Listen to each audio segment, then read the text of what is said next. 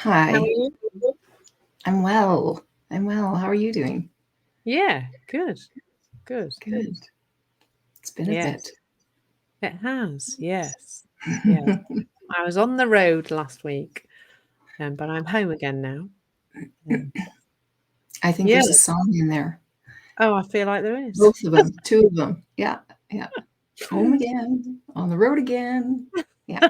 Yeah, that's it. Really often. So I've got a lovely word. Well, I've got a it's a two-word thing because I think we're allowed to do that, aren't we? Surely. So I'd like us to talk about low moods. Mm,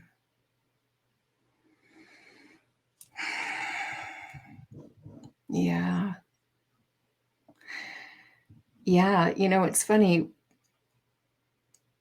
Those words, they, bring to mind an image of, cloudy days and sulking around.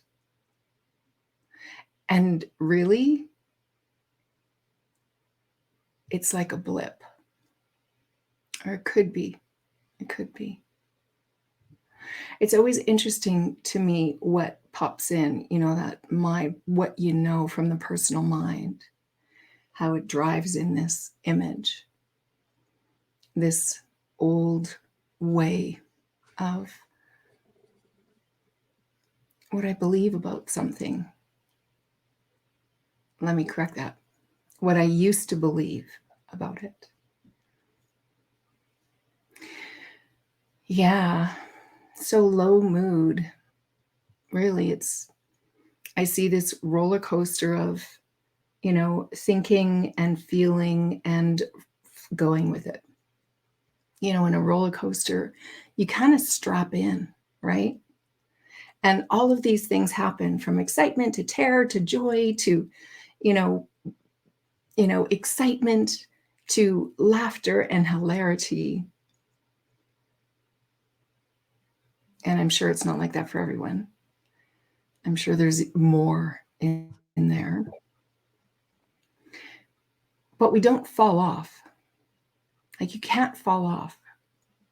You're strapped in. You're just in. It's kind of when you're born into this roller coaster. We think, and there's highs and lows. And it's just part of the ride, it's just part of the journey. So I see it, low moods, as something that if we think a lot about it, I experienced what I then called depression and what others would call depression. And now I speak to it as I had depressive thinking. My thoughts were quite low. They depressed me. And it was like a momentum was built. And then we can call that depression, or that's what it was called. But really, it was just a series of low thinking thoughts that had me in this state of low. Bless you. Thank you. There was a sneeze there. I can see it, but she muted. Yeah. So, yeah, how I see it today is it's just another moment in time. And we dip and we rise and we dip and we rise. I love what George Pransky said. Let's see if I can get this right. Something about, you know, how the three principles of mind, consciousness, and thought, the understanding of how life works for us, of what's happening, what we're experiencing. It was something about, you'll have to correct me. I know it's about grace in the lows, in the low mood. And what is the other? There was a two-part. It was doing something in the highs and grace in the lows. And it's really grace for yourself. Grateful. I think grateful for the highs Grateful for the highs and and graceful in the graceful lows. for lows. Yeah. And that gracefulness really comes from understanding that it's just part of the human nature. It's just part of how it works, that we have thoughts that can bring our mood low down. And we have thoughts that can bring it up. And either way, whether we're enjoying it or whether we're not liking it so much, it's really about the understanding. We'll have the roller coaster not feel so extreme. It's like, oh, I'm in a really great mood. Oh, I'm in a little bit of a low mood. Ah, feeling good today. Here's a moment struggling with this. I've had some low moods over this past week with, surprise, surprise, some tech challenges. I even cried. The one day I cried twice. It's like, wow, I haven't cried over tech for a really long time. So maybe it's time to just step away. And then I did. And then I got an answer that is helping tremendously. You come to know, you come to get familiar with when you're aware, right? We have that gift of being aware. If we're interested to experience something that feels better, we have the ability to become more aware of, hey, I'm not feeling so cool right here. I'm getting really frustrated. And it's like, oh my gosh, I've let it get to a point where I am crying. Like, okay, let's walk away. Because I know this can be much easier. I just didn't know how. And then all of a sudden, I like those all of a sudden stories. And they're never all of a sudden. There's always like a series. There's always a step that's taken that you don't even know where it's going to go. Sending a note to someone, oh my gosh, I'm experiencing this. And it's like, okay, letting it go, walking away. And then there was the answer the next day. Yeah. What comes to mind for you about low moods? Well, first of all, I seem to have had a lot more than normal just in the last couple of weeks, really. So when we were away in Aberdeen, Bruce and I spent one of the Saturdays. He wasn't working the weekends. We went looking for these hair sculptures. They're all like these statues were all exactly the same hair, but they'd all been painted differently. And they were all over Aberdeen. We didn't quite realise how all over Aberdeen they were. We walked 24 miles that day, so we did near on a marathon.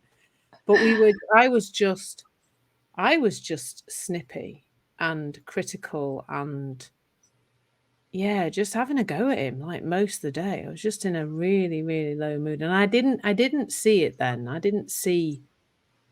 really did think it was Bruce being irritating, and therefore that's why I was in a low mood for a while. And then Sunday was a bit better, but then Monday he went back to work and I was in the motorhome and I just noticed this low mood kind of feeling, and then just the thoughts that were all awful, like about like literally I'm going to dump Bruce and I'm going to sell my house and just go. I'm going to probably see you, Michaela, you know.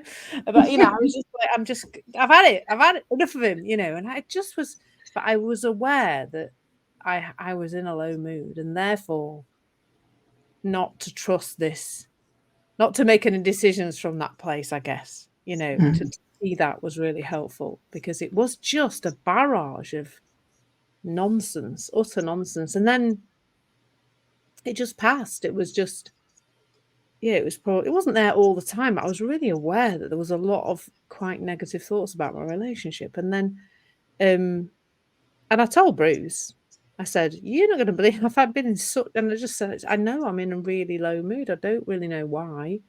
Don't try to get too much into why these days. I mean, you know, Mercury is in retrograde, as I often jokingly say. But Mercury is in retrograde at the moment, and apparently that can cause some issues in your relationship. So that was quite funny. But I just knew it was almost like that was a gift, really, the low mood, because the low mood let me know that all of my thinking right now is just a bit there, like it's rubbish, it's nonsense, it's just lies. It's just, yeah, it's just from a place of low mood, my system thinking it can work out how to make me feel better by trashing my relationship, you know. And it was about Tuesday. It was Tuesday afternoon at some point. I did a lot of walking on the beach and just like, yeah, just looking after myself, I suppose. And then it just passed. It just was gone. And it was like, what's all that about? It's a bit weird, really. And then I've had a similar experience the last couple of days. Not Monday, Tuesday. But then I just dropped my daughter back at university. So I tend to think, you know, got a bit of thinking about that at the moment, especially as I'm left in a house on her own, which is, you know, generally I'm living in a house at least with some other people. But yeah, so a similar thing, just noticing it and realizing that. I think before there would have been so much activity around it for me to try and get rid of it. You know, rather than just accepting. So yesterday I just cancelled a couple of appointments and I just had a very slow start to the day. I listened to my wisdom a lot more. Like I just, you know, noticed when I was feeling calm and what decisions came to mind. And in fact, I don't normally eat breakfast. I normally fast the kind of 16:8. And I actually ate breakfast yesterday. I ate some porridge yesterday morning because I could just hear that my body was just, crying out for food, really. So it was really interesting. Yeah, but also seeing that I'm kind of okay with it now. I can kind of be calm and in a low mood at the same time because there's no story. I think it's the story that creates the suffering, isn't it? With a low mood, it's not supposed to be there. It means there's something wrong with me, or it means there's something wrong with the world, or whatever it is. It's wrong, and what I have to do something about it. I shouldn't have them. You know, there's all those stories, isn't there? Whereas if we just sometimes wake up in a low mood, it doesn't matter, does it? As long as we're not wrapping a great big horrible story around it. Right. And yanking someone else onto the stage with us. Oh God, yeah. I mean, do you notice that, you know, as women, I think we perhaps do fluctuate more. We just fluctuate more. My fiance seems to just get up every day and he's exactly the same as he was the day before. Yeah. He doesn't ever say I'm in a low mood or I'm just feeling a bit like I'll just be crying for no reason. And of course he's like, what do I need to do? And I'm like, nothing really. You're just going to have to put up with me crying because that's how I am right now. And he's like, he wants to do something about it. And I just know you just have to listen to me and pass me the tissues. But he never seems to just for no reason be in a low mood. Like I feel like sometimes as a woman, I feel like I don't, why? You know, and I try to go no to the why. We're not doing the why, you know. But do you feel like we as women fluctuate more than men do? Yeah. You know, I think that's fair, common. I think it's common to think that. I see something more too. I don't mind knowing why, as long as it's not taking me down a rabbit hole. What I like to recommend is like, know yourself.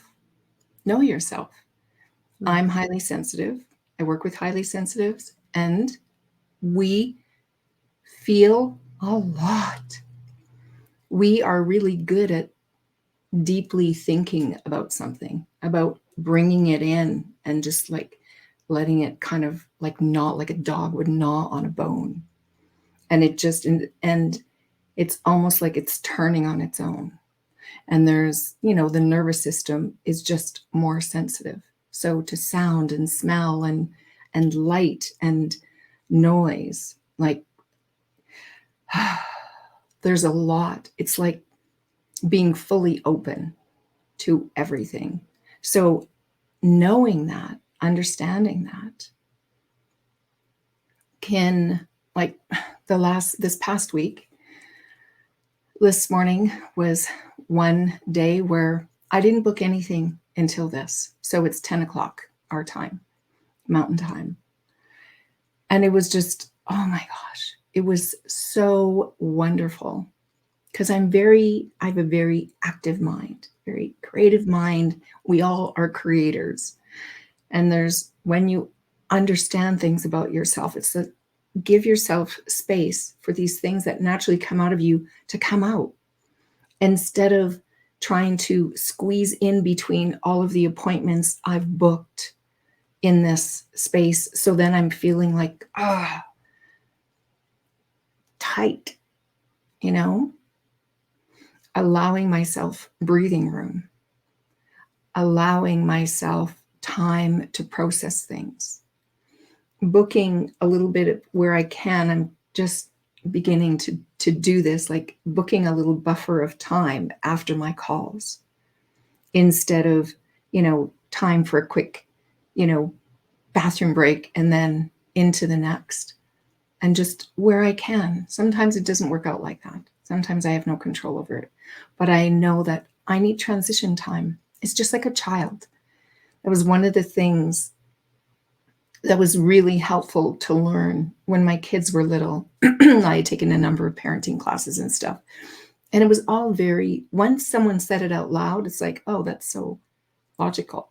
Like that makes sense. It's just common sense. But to allow them time to transition, give them warning, give them space so they can energetically get into that. It's really hard to be pulled from. It's like a needle over a record. Remember vinyl records? It's like a needle on a record, where it's just like, and I've seen it and I know what it's like for the child. It's like a shock. Oh my gosh, I was just enjoying this play and now I'm being, ripped up. And so it's really great to know yourself, know how you work, know what works for you. Oh, I've got this going and then that, and then the next day I have this and that. Ooh, I'm going to schedule block a couple of hours off the day after that because I'm going to need some space. It's just, so yeah, not, dipping in and wallowing about and what's wrong with me, all that. It's just like, oh, what do I need? What is my body, the indicator of what's going on in our mind? What is it telling me? And then it's like, this feels good. What feels good to do? This. And then you can allow for it more, allow for yourself. And then have grace for others. When you can see that, ooh, right now Rob it's in the beginning, he's involved with, the competitive minor hockey association. So it's the season. So he's working full days and then diving right into that in the evening. So I'm aware that he needs some space and I'm giving it to him as much as I can. And there's some things that still need to happen. So, but coming to it with an understanding of he's going to be a little bit full right now, and he's not getting riding. He loves to ride to cycle, and he's not getting that because there's not physically the time for it. So it's like that makes a difference too in his mood because that is regenerating for him. So yeah, it's helpful to understand the people in our lives too. When things can dip, it's like, yeah.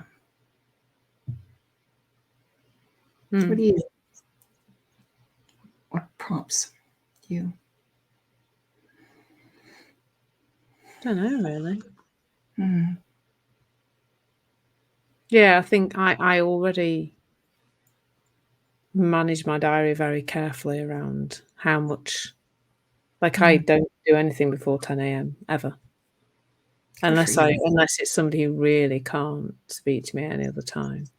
And I've also I do a lot of business networking, quite a lot of business, and I've really cut down on the one-to-ones. I don't do so many because I want more space to just, to have time to tune into myself really, whatever mood I'm in. I want to have that opportunity. And like yesterday, I did just cancel a couple of things. I didn't go to a networking event I could have gone to, and I didn't there was another call that can wait, and I just cancelled it. I just said I wasn't well and just cancelled it.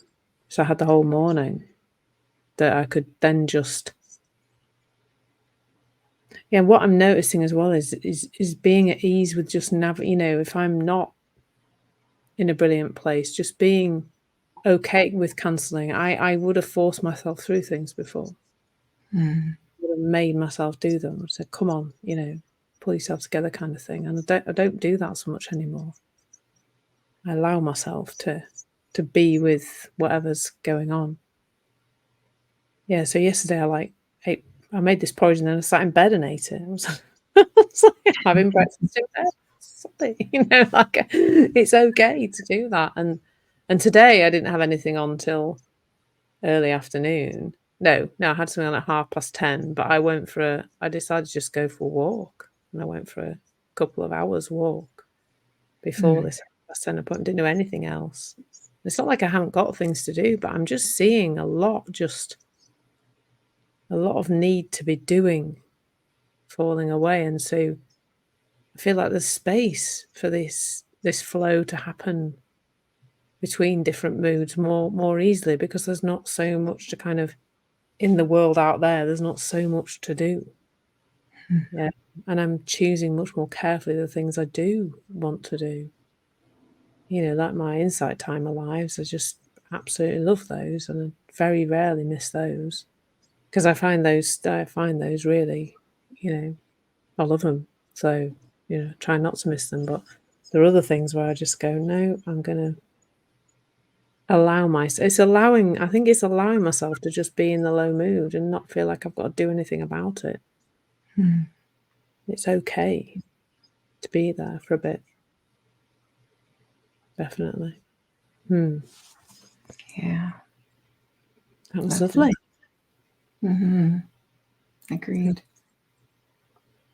Thank you. Yeah, thank you. Beautiful. I'll see you next time. You betcha. Ciao. Bye.